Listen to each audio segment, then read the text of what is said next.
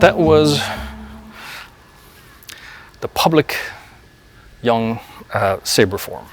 Again, I don't need a lot of negative comments on my performance of it. Like I said, I'm not an expert. It's really there as a jumping off point for what we're going to do next. What we're going to do next is take a look at it using Michuan principles. So let's take a look at the opening. Right? As a reminder, within the Michuan Tai Chi style, we're going to want to have this diagonal across the body, right? So basically, if my right leg in this case is full, that's where my weight is, my left hand, right, diagonal across the body, is full. If I want to put weight on my front leg, so in this case my left leg, in order to use my right hand to strike, then I'm going to be fully committed to that right leg, and I'm going to bring the foot in and turn the hips so that I can actually strike. The one major difference, what we don't see, is this in Michuan, where part of my leg stays behind. And the reasons for that is that if my leg is and my foot is behind, it means my hip can't turn fully, right? So my foot is literally preventing my hip from turning and bringing in the full power of that hip twist. Right? Because I want my hips to be behind, providing the power. If I'm here, my hip is stuck. So we're always going to bring that foot in and turn fully, so that we have that right-left diagonal across the body. If my hand, my sword, or saber in this case, is in my right hand, I'm going to want to push off my left leg. If I strike, right? So that's going to be one of the rules. That's what we're going to explore, see if we can do that. We're probably going to have to change some of the footwork in order to maintain that. But that's the general rule. And that's going to be the biggest change to all of this.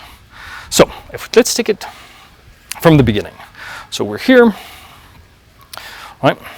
And the idea here is that obviously you're blocking, so you're carrying your saber, block, step through, punch. So in this case, we are already doing something normal as far as the Michuan style is concerned.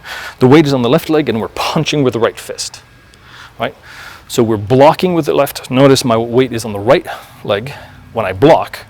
So we're maintaining that diagonal because I'm blocking with the left, weight is on the right. I shift forward, punch with the right. So there's that weight change, punching here. Now we step back. And then as we step, again, we're switching which hand is full. So this hand is now blocking here. I'm on my right leg, my left hand blocks, right hand comes up here for protection. All right? Then step out. Again, right leg, left hand, another strike. All right, so we're here, strike, shift, and now my right hand is becoming dominant as I switch hands, and then slash. Left leg, right hand. So far, so good. And we're slashing. Then we step back, and then we push. Notice here I'm using my hand, pushing back here. Again, so far, so good. We're correct. Now, in the classic style, we then step through, and this is where we have the first problem. Now, classic style, there's a lot of hands that are up here, by the way. You're going to see me drop my hand. It's a habit from the sword form, where your hand is usually behind your hand. It's mostly so that when you're twirling the blade, you don't run into the risk of chopping off your own hand, right? So the hand's much further down here. The one time when we do open is when there's a clear direction and you're using your other hand in order to counterbalance a thrust, for example. So it's not that the hand is never out, but it's more rare that it's up here where you can actually hit yourself. Usually it's going to be down here. So from here, that strike, which in the classic style here is here, we're going to do it here. All right, we're going to come right in, left leg, right hand. Notice the sword of palm is up, so you're pointing with the tip, boom.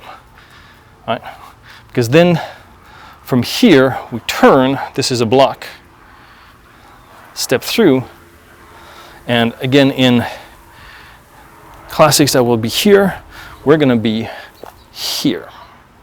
And again, right leg, so it's this left hand. So what you're doing is essentially you're pushing with the left hand. That's where the strike comes from. The strike doesn't come from the arm, from the right arm. The strike comes from the left arm. That's the surprise of the saber. Before we go too far though, there's a cool little, it's a trick, it's a little thing that is in most sword forms. And that is, there is a hidden, well, not so hidden, draw of the sword or of the saber. In this case, because you're walking down the street, you're like this. Saber, carry like this. If this was a sword, carry it like this. Right? Because you would rarely walk around with your saber just hanging from your belt like this, especially if you're crowded streets, right? Shopkeepers, people walking by, you'd just be whacking everything. More likely you're carrying like this. Much more compact, you can walk through the crowd, you're like this. So what's happening? You're here, or here, right? You're attacked, somebody goes to grab for you. First thing you do, you block, and you punch, so you counter that attack. Deflect, boom, we're all good here. Now this, strike, switch, and then this, right? Now,